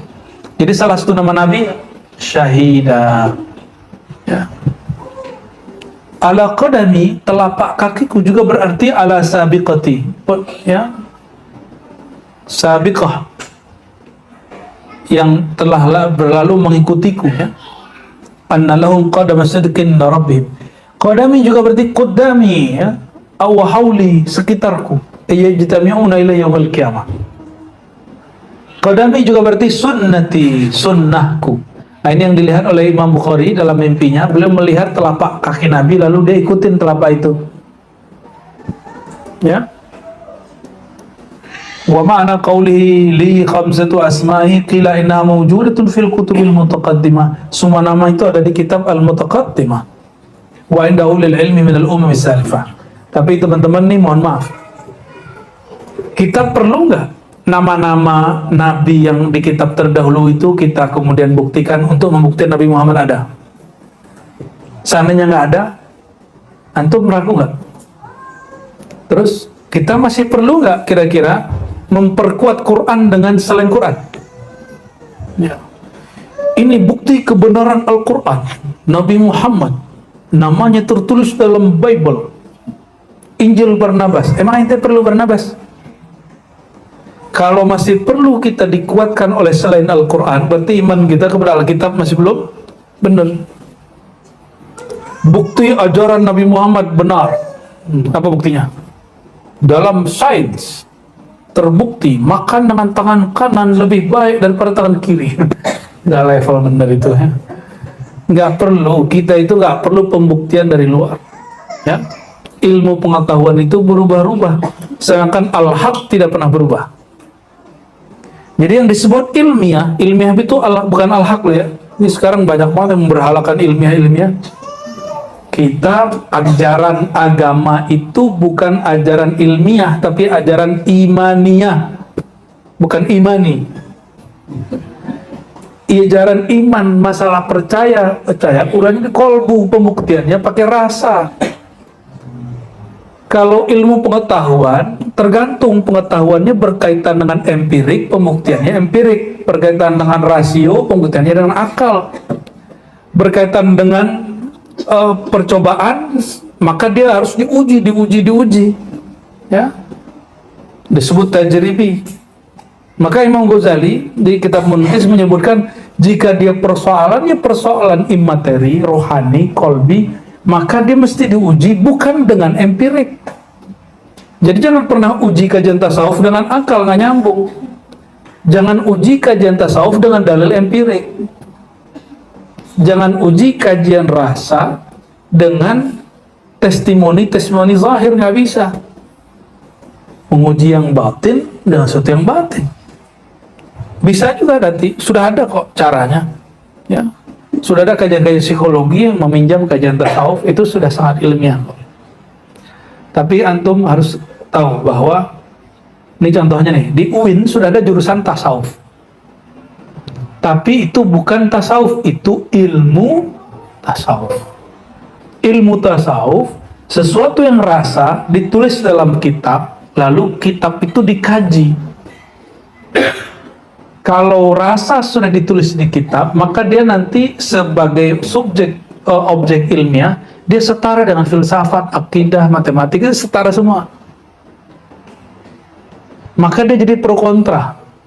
Menurut saya, Ibnu Arabi itu, nah gitu kan, kalau Dawami lagi diskusi di kelas, menurut aneh, Al-Hallaj itu kafir. Nah gitu kan. Menurut aneh, Syekh Jenar itu zindik. Itu kan menurut ente. Karena ente pakai membaca teks, tidak merasakan yang dia rasakan. Jawab. Jadi kalau mau ngomentari mereka nggak gitu. Dalam pengalaman rohani saya, gitu ya bener antum. Saya belum merasakannya. Itu yang benar. Jadi jangan kemudian menurut saya, lo apa urusannya? Emang kalau ente punya pendapat terus akan merubah keilmuan saya Siti Jenar? Akan membuat Ibn Arabi jadi kafir karena ente mengkafirkannya? Ini aneh mau tanya. Ya. Fir'aun itu kafir karena kita yang mengkafirkan atau karena dia kafir? Al-Quran itu benar karena antum membuktikan dia benar atau dia al-haq? Nabi Muhammad itu dia terbukti benar dari dirinya atau karena antum mencari dia benar? Jadi kalau kita nggak ketemu terus nggak gitu.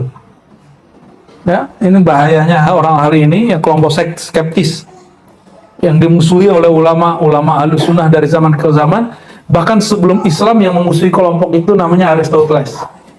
Aristoteles itu memusuhi kelompok skeptism yang mengatakan ente bisa benar, ente benar, ente benar, ente benar, ente benar. Banyak kebenaran dong. Ya. Nantilah kita bedah-bedah kita begitu di ini ya. Kasar. Emang udah ada yang kedua. Itu kacau itu.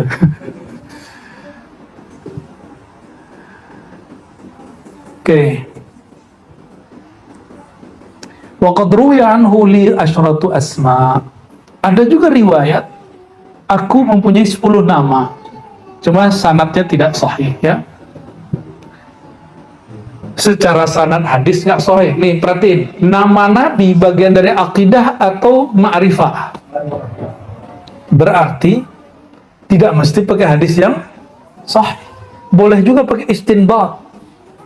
Ya, karena sebagaimana di fikih ada istinbat. Istinbat itu ada ayat terus digali maknanya, itu namanya istinbat. Nah, proses penggalian istinbat itu disebut ijtihad. Ya, itu ahli fikih. Kalau orang ahli ma'rifat menyebutnya istindat. Apa? Atau istifat. Nah, ini yang diperjuangkan oleh Kiai Ahmad Halwani, guru kita juga, yang berbeda pendapat dengan guru kita juga, Habib Lutfi, ya, masalah penstrukturan Jatman. Bahwa struktur Jatman itu jangan bahsul masail, karena cukup itu bagian dari NU. Kalau Jatman itu jangan bahsul masail, bukan masalah hukum, tapi ifadah atau istifadah atau istifadah, ngambil faid dari Allah Subhanahu wa Ta'ala. Ya, semoga beliau-beliau ini Allah jaga semua perbedaan mereka, jangan sampai kita merendahkan salah satunya. Katakan nahnu nuhibbukum ya habibana wa nahnu nuhibbukum ya syekhana. Kita cinta Habib Lutfi, kita juga cinta kepada Syekh Ahmad Halwani. Jadi antum jangan terjebak dengan framing yang membenturkan mereka. Saya tahu persis beliau tidak ada kebencian kepada salah satunya. Mereka hanya berbeda pandangan. Mereka nggak ada urusan dengan nasab. Gak ada urusan dengan masalah-masalah aku mursyid, ente bukan mursyid, enggak. Mereka sama-sama mursyid, ya. Insyaallah semua nasallallahu yu'allif qulubana wa qulubahum, ya. Wa zaqar minha Taha wa Yasin hakahu Makki. Salah satu nama yang ada dalam riwayat yang dhaif itu nama beliau Taha Yasin. Ya, Taha Yasin. Beri Taha nama Rasulullah SAW. Taha, apa arti Taha? Tahir itu nama. Disebutkan di Darimi, Allah sudah menulis Taha 4.000 tahun sebelum menciptakan Arsy. Ngeri ya? Jadi lebih tua Taha. Taha itu nggak dicipta, disebutkan ditulis atau anzala, Allah turunkan Taha, Arsy belum dicipta. Jadi lebih tua Quran apa Arsy? Lebih tua Quran Pak Aras. Dan Qurannya turunnya ke siapa? Yang sanggup menerima Quran siapa? Coba ditulis biasa dilihat. Ini yang kita jelaskan kemarin. Ditarik sini nih boleh. Buya lagi demam ya. Dawami berarti nih. Rezeki dawami, tarik sini. Coba Ar-Rahman. Antum yang tulis Ar-Rahman, bukan ini dia nulis. Kalau ente nulis nanti jadi bahasa Sanskerta. Aksaranya aksara pahlawan ntar. Ar-Rahman. Ini surat apa nih? Surat Kasih baris dong, kan bukan antum doang yang bisa baca. Ar-Rahmanu. Ayat keduanya kasih batas. Bulat aja bulat. Allamal Quran. Ini karena sudah kita sampaikan beberapa kali, jadi boleh kita ulang. Ini ada di Siftul Duror, tapi di Siftul Duror tidak disebutkan maknanya secara eksplisit. Beliau kunci. Terus ayat ketiga, jarakin bawah. Khalaqal insan. Ini kajian malam kita duluin sekarang, jadi biar malamnya biar santai. Karena Buya Aswi sudah sakit, kasihan. Ya, oh berarti ntar ayat yang lain lagi. Ada yang lirik aneh nih. Allamahul bayan.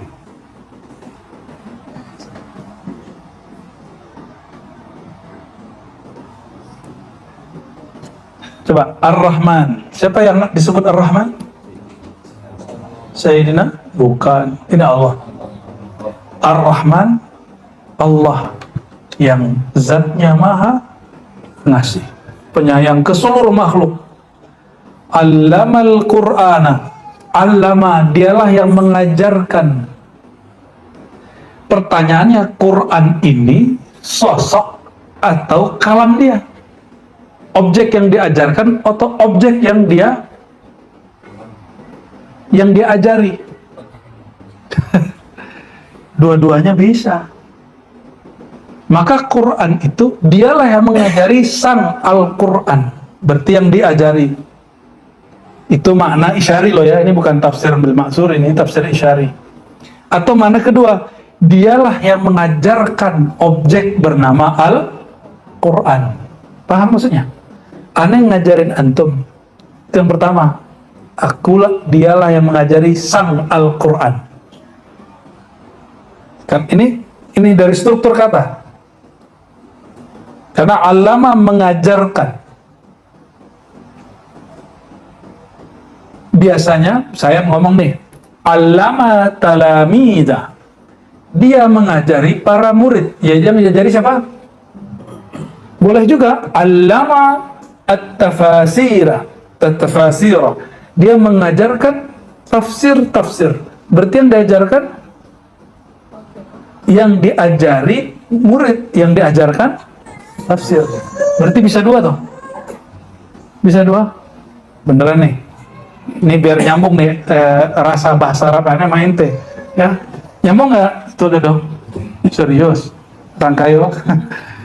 Allamal Qur'an berarti dua makna. Quran itu yang bernama Al-Quran, sosok yang bernama ini isyari loh, isyari. Ini Ar-Rahman masih azali loh ini. Ini azali. Ini belum ada penciptaan, kan penciptaan di sini. Khalaqal insan. Al-insan belum dicipta. Al-Quran dicipta nggak?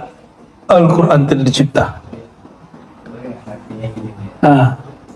Yang maha kasih mengasihi dia yang pertama.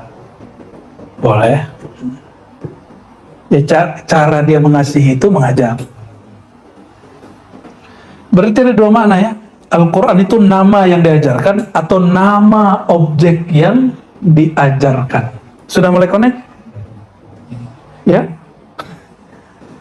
Berarti Al-Quran itu nama dari sosok. Siapa sosoknya itu?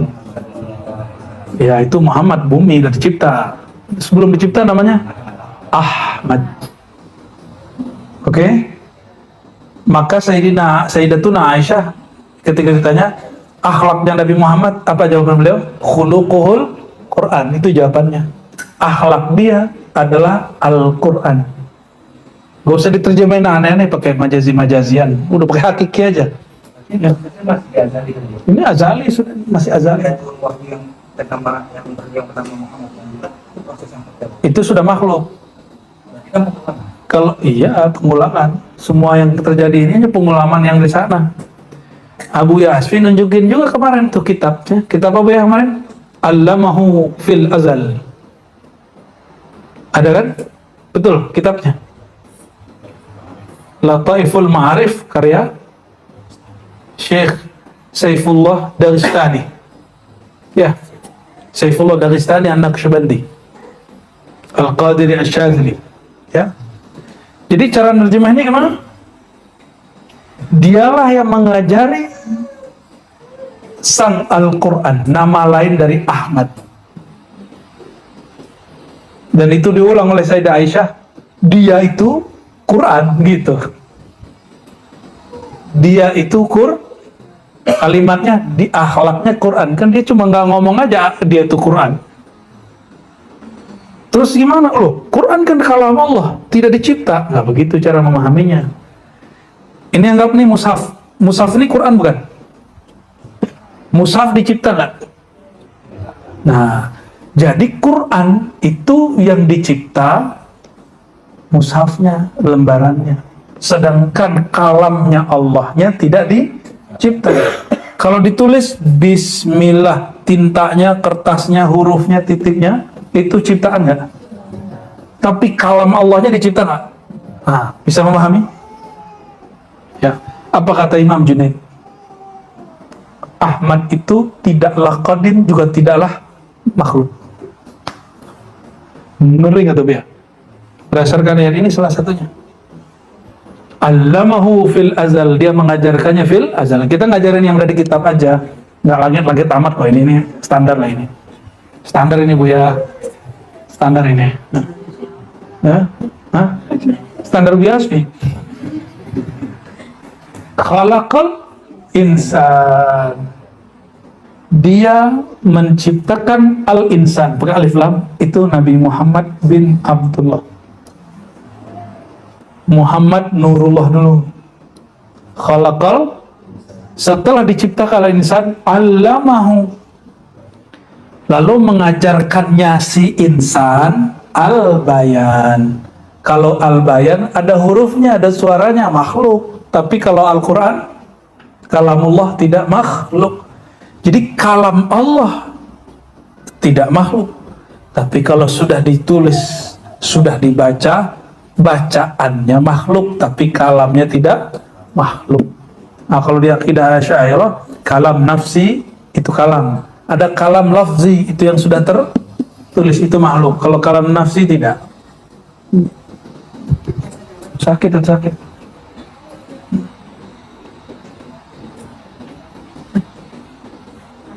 Gimana kira-kira? Jadi nama lain adalah Al-Quran, Al-Bayan. Gimana, senyambung? Ini Bu Yasmi bisa langsung coret-coret, ente nggak nyoret-nyoret dari tadi. Sudahlah. Hah? Kurang peka deh, malu disungkan Bu ya. Ya, nanti Bu Yasmi coret-coret sendiri nanti ya, biar teman-teman bisa set gitu. Nanti. Waqad ruwi'a waqad qila fi ba'di tafasir, karena Toha itu salah satu ayat dari Quran. Toha itu bahasa apa? Ada nggak di kamus Quran? Apa di kamus bahasa Arab? Toha artinya apa? Nggak ada, apa nggak tahu? Huruf muqatta'ah. Kan katanya Quranan Arabiyyan, Allah menurunkan Quran itu bahasa Arab. Terus kenapa Toha nggak ada di dalam kamus bahasa Arab?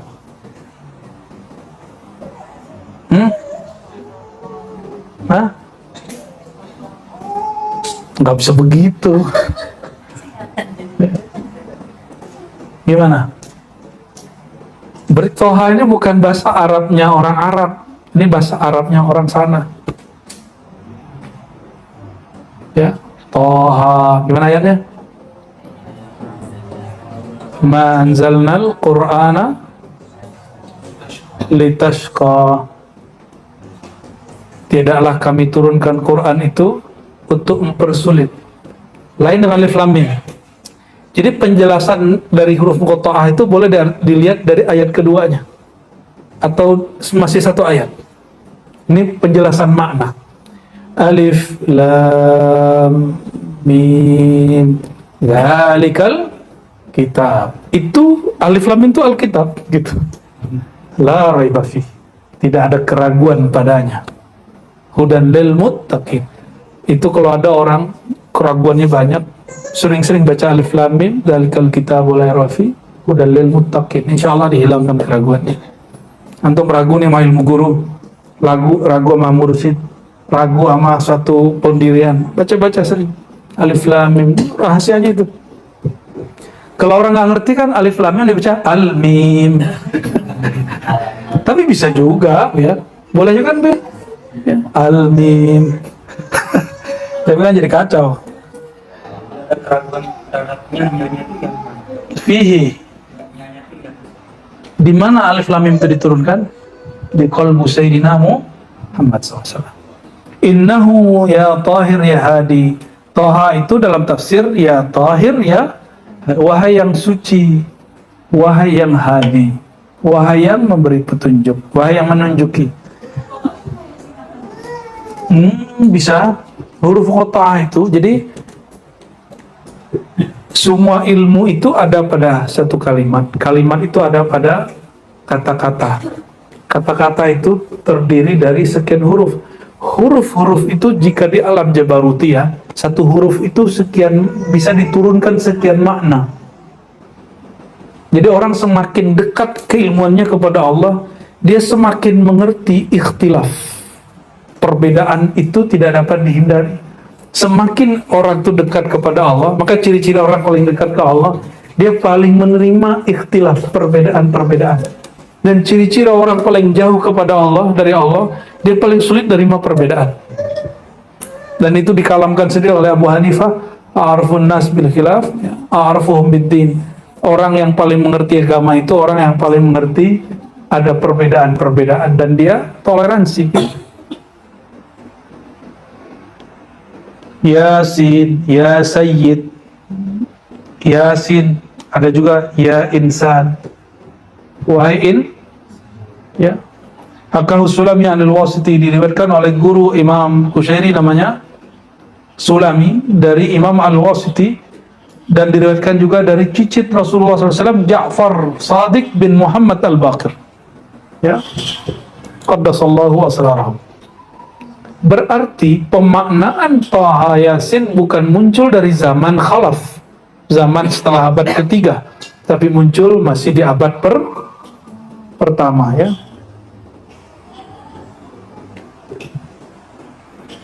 Ada lagi nama lain, wa dzakara ghairuhu li 'ashratu asma'. Dzakara khamsa allati fil hadits al-awwal qala wa ana rasulur rahmah wa rasulur raha wa rasulul malahim. Ada dengan ungkapan dua kata, Rasulur rahmah, utusan pembawa rahmat, Rasulur raha, utusan yang membuat rehat, Rasulul malahim, utusan yang dibolehkan memimpin perperangan. Ya. Wa anal muqaffi, muqaffi berarti yang membuat mengajarkan cara untuk mengikut. Faqafaitun nabiyyin, lalu aku tarik para nabi supaya mengikutiku ya. Wa ana qayyim, makanya ada orang namanya Ibnu Qayyim. Qayyim itu artinya yang terkumpul kesempurnaan padanya atau yang bernilai. Ya. Kaza wajadtuhu wa lam arwi. Ini jujurnya Imam Qadiyat, beginilah aku mendapatinya di kitab disebut wijadah, tapi aku tidak meriwayatkannya dengan ijazah. Ya. Wa arana sawabahu utham, ya. Bitha kama dzakarna ba'du lil harbi wa huwa ashbah bitafsir. Terus waqatu qaidan fi kutubil anbiya qala Daud alaihi salam, Allahu ba'ats lana Muhammadan muqimas sunnah ba'da al-fatra faqad yakunu al-qayyum bi ma'na. Jadi disebutlah namanya di situ. Lalu di tempat lain Muhammad Ahmad Yasin Taha Muddathir Muzammil Abdullah, ada lagi Muhammad Ahmad Khatim Aqib Hashir Mahi, ada lagi Muqaffi Hashir At-Taubah, Nabiul Taubah, Nabiul Malhamah, Nabiul Rahmah, ada Marhamah, wa kullun sahihun insyaallah. Kita